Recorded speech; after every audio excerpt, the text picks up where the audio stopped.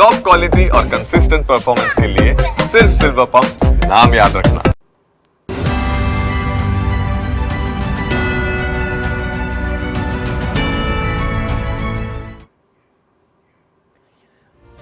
નમસ્કાર, સમાચારો સાથે હું છું જયેશ. 10 સુધીની તમામ મહત્વપૂર્ણ ગતિવિધિઓમાં આપણે બજેટની વાત કરીશું અને બજેટની અંદર આજે 4 નવા વિધેયક અને સાથોસાથ 10 એવી મહત્વપૂર્ણ જાહેરાતો થઈ શકે છે જેને લઈને ગુજરાતના બજેટ ઉપર અત્યારે સૌ કોઈની નજર મંડાયેલી છે. નાણાપ્રધાન કનુ દેસાઈ ચોથી વાર બજેટ રજૂ કરશે.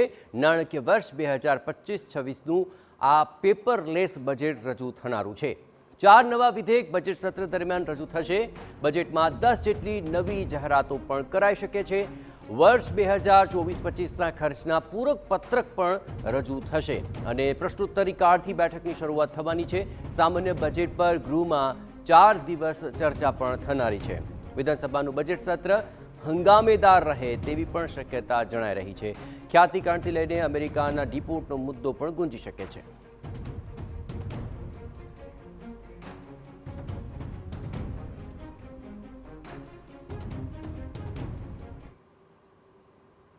તો આખરે બજેટની ખાસ વાતો તો રહેશે પણ સાથોસાથ આ બજેટ સત્ર હંગામેદાર રહે તેવી પણ શક્યતાઓ છે. વધુ વિગતે વાત કરવા માટે જોડાઈ રહ્યા છે TV9 political editor Kinjal Mishra. Kinjal, આખરે બજેટ તો રજૂ થશે, તેની ખાસિયતો પણ રહેશે અને તેને લઈને અત્યારથી ઇંતજારી પણ છે, પણ આ બજેટ સત્ર પણ હંગામેદાર રહે તેવી શક્યતાઓ રહેલી છે. કયા કયા મુદ્દાઓ છે કે જે આ બજેટ સત્ર દરમિયાન આખરે બળવત્તર બની શકે એમ છે?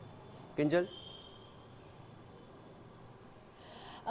जी देखो, જે પ્રકારની પરિસ્થિતિ જે થઈ હતી અત્યાર સુધીની અંદર, તો તેની અંદર વાત કરવામાં આવે તો બુલડોઝર, દાદાનો બુલડોઝર છે, તેને લઈને પણ બજેટ સત્રની અંદર વિપક્ષ છે નિશાન સાધી શકે છે. તેની સાથે વાત કરવામાં આવે તો જે રીતે 116ની નોટિસ ઓલરેડી કોંગ્રેસ દ્વારા માંગવામાં આવી છે. પાયલ હોસ્પિટલના જે સીસીટીવી વિડીયો ફૂટેજ હતા તે વાયરલ થયા હતા, તેને લઈને પણ બજેટ સત્રની અંદર ચર્ચા છે તે થઈ શકે છે. તેની સાથે જ વાત કરવામાં આવે તો ખ્યાતિ હોસ્પિટલ કાંડને લઈને પણ ચર્ચા છે તે થઈ શકે છે. ખેડૂતોના ટેકાના ભાવ અને જે ખાતરના મુદ્દે હાલાકીને લઈને પણ ચર્ચા થઈ શકે છે. પરંતુ આજે આ કોઈ પણ ચર્ચાને અવકાશ નથી. હા, દર વખતે જે વિપક્ષ દ્વારા એક જે વિરોધ છે, દેખાવો છે તે કરવામાં આવે છે, ત્યારે આજે 11:30 વાગે જે કનુભાઈ દેસાઈ જ્યારે પોતાનું બજેટ કહી શકાય કે બજેટ પેટી લઈને આવશે ત્યારે એક દેખાવ છે તે થઈ શકે છે. પરંતુ આજનો દિવસ ગુજરાત માટે મહત્વનો એટલે છે કેમ કે આજે રાજ્ય સરકાર એ ગુજરાત માટે વર્ષ 2025-26નું બજેટ છે તે આપવા જઈ રહી છે. અને બજેટની માનવામાં આવે તો જે નવી થીમ છે બજેટની એ વિઝન વિકસિત ગુજરાતનું મિશન જન કલ્યાણ, એટલે કે જે થીમ છે તેની અંદર જન કલ્યાણની જે રીતે વાત કરવામાં આવી છે, ત્યારે એવું માનવામાં આવી રહ્યું છે કે જે નાના વર્ગ છે, મધ્યમ વર્ગ છે અથવા તો જે લોઅર મિડલ ક્લાસ છે તે લોકોની માટેની જે યોજનાઓ છે, તે લોકોની માટેની અલગ અલગ જે ગ્રાન્ટ છે તેમાં જે વધારો છે તે થઈ શકે છે.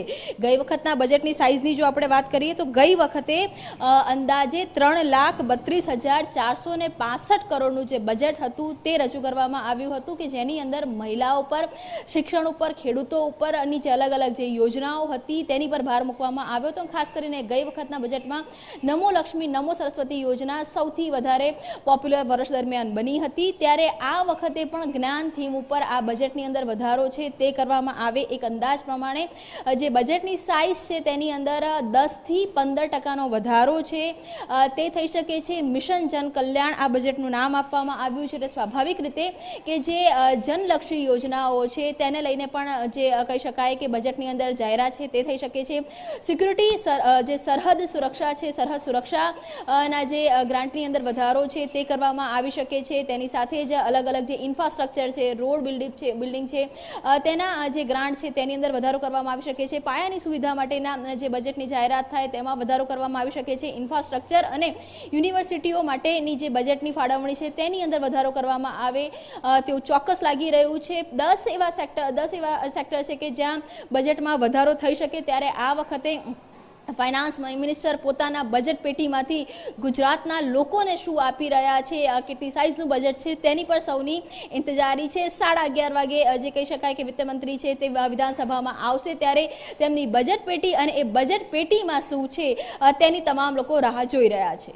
બિલકુલ કિંજલ, તમામ ગતિવિધિઓ પર આપ નજર રાખતા રહેજો. તો આખરે 15% વધારા સાથે આજનું બજેટ રજૂ થઈ શકે છે. નવી મહાનગરપાલિકાઓ જે બની છે તેના માટે શું વિશેષ જોગવાઈઓ છે, નવો જિલ્લો બન્યો છે તેના માટે શું વિશેષ જોગવાઈઓ છે, આ તમામ બાબતોને લઈને ઇંતજારી છે કે આ બજેટની અંદર આ તમામ માટે નવું શું છે.